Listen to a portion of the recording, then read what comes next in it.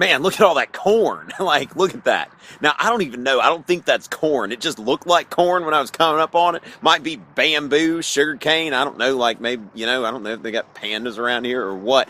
But what matters here is that this is agriculture, and it's about the only thing that hadn't been cut down. There's some more agriculture over there.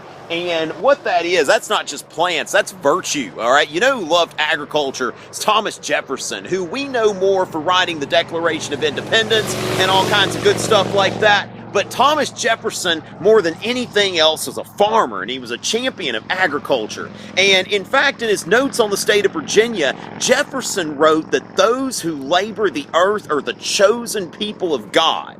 If he ever had a chosen people. Now, let's not presume anything about God, right? This is Jefferson, the ultimate Enlightenment deist, right? But he believed that the farmer is someone special and someone who is uniquely American.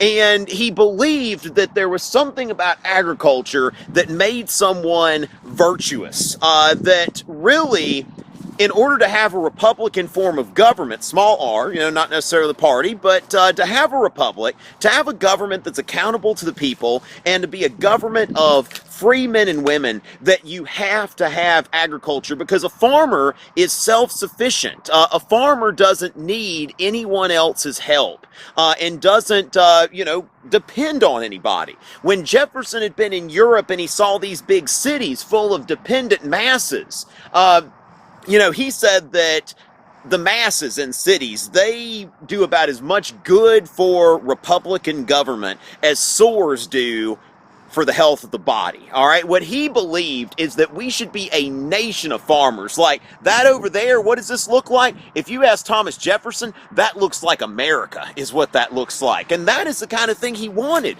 that he wanted us to live in a nation full of farmers. And he wanted us to export raw materials out, just like we've done since colonial times, because we've got all this land to cultivate. And then we can bring in finished goods from Europe, and we can let those people manufacture in their filthy, dirty European cities, and they can send their stuff back here. And in Jefferson's eyes, he said, never let any American be occupied at the workbench. And so you can see here why Jefferson was so opposed to Alexander Hamilton, who believed that we should have manufacturing, that we should build a manufacturing economy and become a war-making power like the European nations. And that is part of this disagreement between Jefferson and Hamilton, that Jefferson looks at a nation by how virtuous and free it is. And he believed that in order to do that, then we need to be growing more of whatever this stuff is. I don't know what it is really, but like I said, it's agriculture.